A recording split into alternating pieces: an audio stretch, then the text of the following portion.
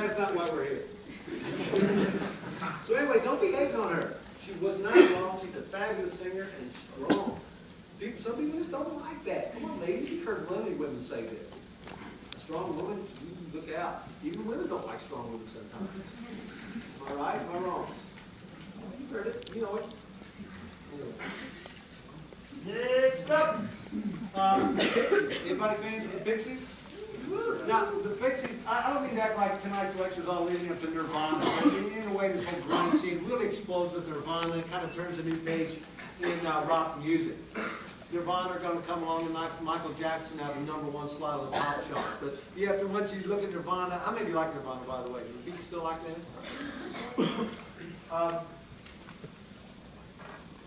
You have to look at some things that you could consider influences. And Kurt Cobain even mentioned that the Pixies were a big influence. I think really when you come down to it, one thing that the Pixies introduced, and I'm not sure if they're the very first people to do it, but it was a big part of their sound, is the notion of terraced dynamics. What I mean by that is you can play the same music. You can just get like 4 chords going around or a riff, whatever it is, and you can repeat and repeat and repeat that same music over and over and over. It's not like when you come to the chorus, suddenly you have different music or a different chord change or a different melody or whatever. You keep the same music, really, if you will, but you change dynamic levels.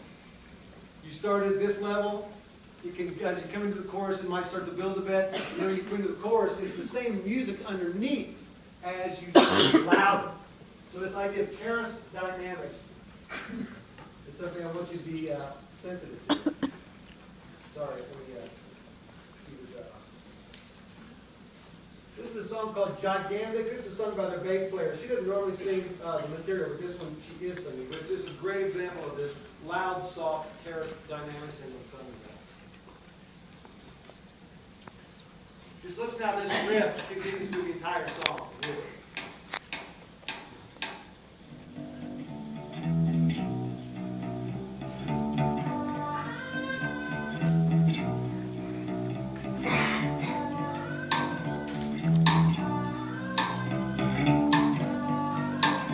And this I know, his teeth as white as snow.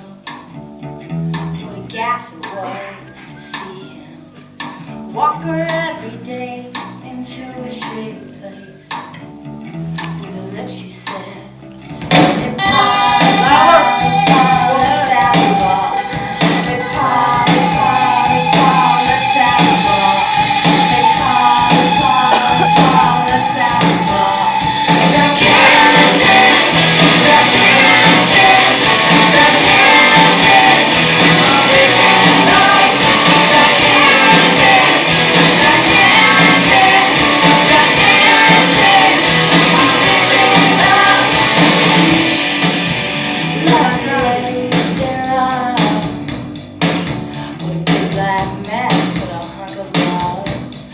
Walk her every day into a shady place.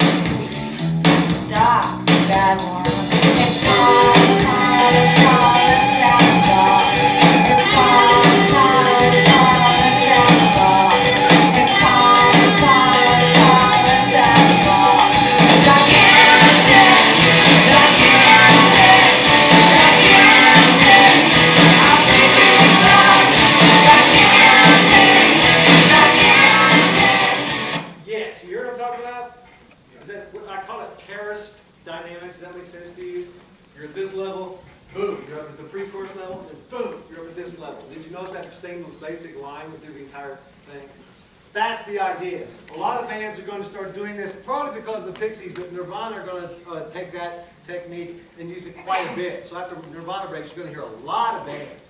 I remember very well going to bars and whatnot and playing some shows with bands, that suddenly that's just how they wrote the song. Whether they were something or not, I guess I really can't say, but that was like the new thing, if you will.